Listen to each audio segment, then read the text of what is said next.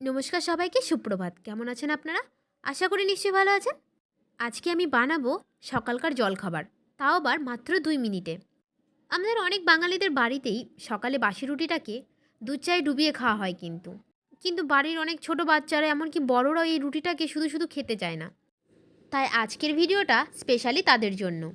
এই ব্রেকফাস্টটা বানাতে বিশেষ কিছু জিনিসের প্রয়োজন হয় না। রাতের বাসি রুটি, পেঁয়াজ, কাঁচা লঙ্কা আর ডিম। তো আমি এখানে সবার প্রথমে পেঁয়াজ ও কাঁচা লঙ্কাটাকে ছোটো ছোটো করে কেটে নিয়েছি। তারপর এগুলোকে আমি একটা বাটিতে ঢেলে নেব। তারপর ওর মধ্যে আমরা 2টো ডিম ফাটিয়ে দিয়ে দেবো। আমি এখানে 2টো ডিম ব্যবহার করছি কারণ আমি 2টো পরোটা বানাবো। তারপর এর মধ্যে আমি পরিমাণ অনুযায়ী লবণ দিয়ে একটা কাঁটা চামচের সাহায্যে ভালোভাবে ফেটিয়ে নেব। অনেকে কিন্তু মনে করে বাসি রুটি খেলে গ্যাস, অম্বলের মতো নানান ধরনের পেটের সমস্যা হয়, কিন্তু তারা সম্পূর্ণ ভুল। বাসি রুটি খেলে বরঞ্চ গ্যাস, অম্বল, কোষ্ঠকাঠিন্যর মতো পেট সংক্রান্ত রোগ থেকে মুক্তি পাওয়া যায়।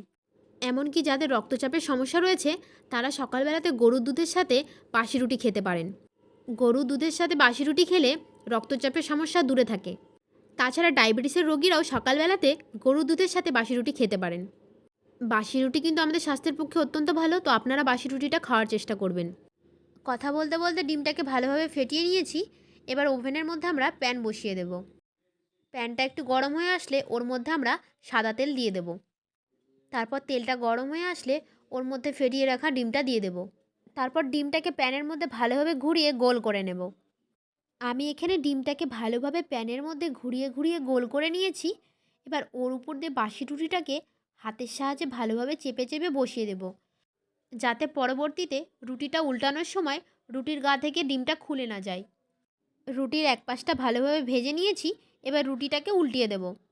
এরপর রুটির এই পাশটাও আমরা হালকা ভেজে নেব। রুটিটা আমাদের ভালোভাবে ভাজা হয়ে গেছে। এবার এটাকে আমরা একটা প্লেটে নামিয়ে নেব। আপনারাও এটা সকালবেলা জলখাবার হিসেবে যে কোনো চাটনির সাথে ছোট থেকে বড় সবাইকে পরিবেশন করতে পারেন। আর এই জলখাবারটা পেটেও থাকে অনেকক্ষণ। আর এই সব পরোটার সঙ্গে কী ধরনের চাটনি ভালো লাগবে সেই সব চাটনি বানানোর ভিডিও বানিয়ে আপনাদের সামনে তুলে ধরবো নেক্সট কোনো দিন। আর হ্যাঁ, আজকের এই সকালবেলা জলখাবারটা কেমন লাগলো আপনাদের নিশ্চয়ই কমেন্ট করে জানাবেন। আর ভালো লাগলে একটা লাইক করবেন। আবারও ফিরে আসবো নতুন কোনো একটা রেসিপি নিয়ে। ততক্ষণ সুস্থ থাকবেন, ভালো থাকবেন, টাটা।